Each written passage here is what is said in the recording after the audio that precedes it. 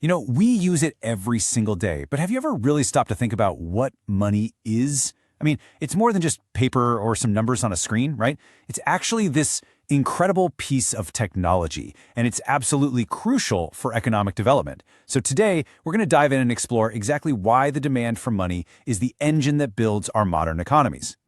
Okay, to really wrap our heads around this, let's try a little thought experiment. Just imagine, for a second, a world with no money. You're, let's say, a brilliant web designer, but you're hungry. How do you get a farmer to give you a basket of apples? Are you going to offer to redesign their farm's website?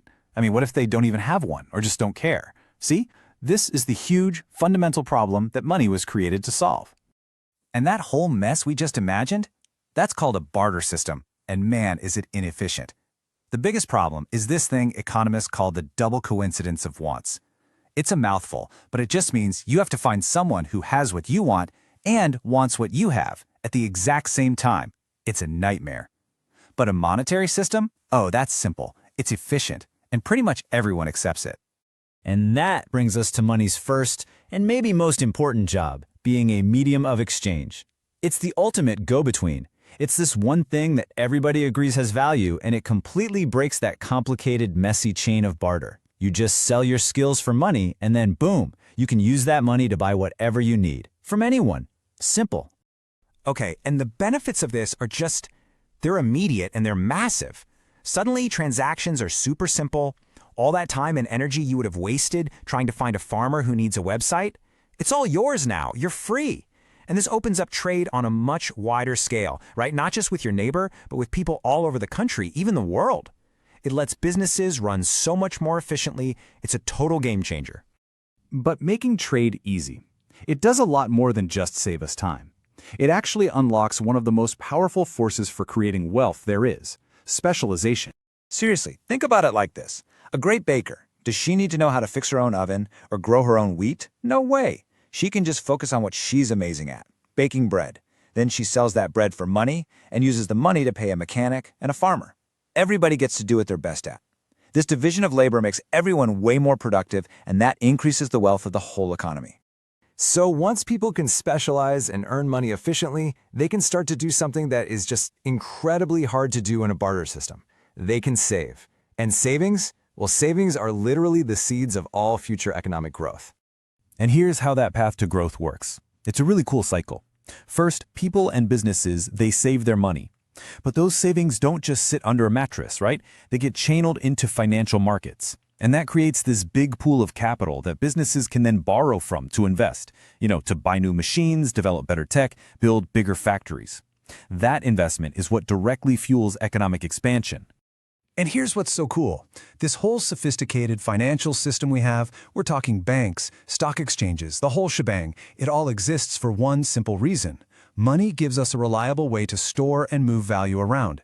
It's our demand for a stable way to save and invest our money that literally creates the need for these markets to even exist in the first place. Okay, so money is obviously huge for the private sector, but its role doesn't stop there. It's also absolutely essential for funding all the public services that we rely on every single day to have a functional, modern society. I mean, governments need money to operate, plain and simple. Taxes, right? They're paid in money, and that money is used to finance everything you see here. We're talking roads and bridges, schools, healthcare, national security, you name it.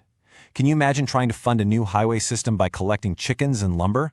It would be basically impossible. This really shows you how crucial a common currency is for a modern government to do its job.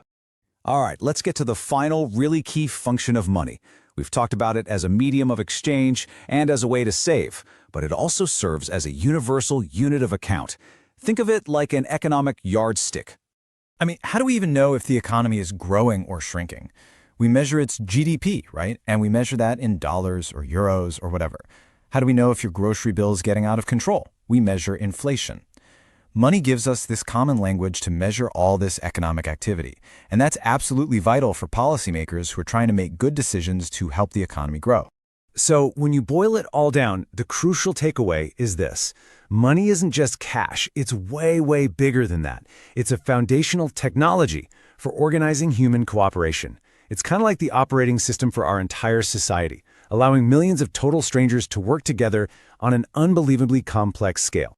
There's this great quote that I think just nails it. It says, money lubricates the wheels of commerce. And it's so true. It's like oil in an engine.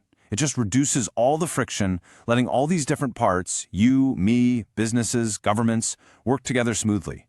It helps create a system that's so much bigger and more powerful than any of its individual parts. So, from letting two people trade apples for a website, all the way to fueling global financial markets, money is the tool we use to build the world we live in today. And it really makes you wonder, doesn't it? What's going to be the next great technology that organizes us, that drives our development forward? What's going to build the world of tomorrow?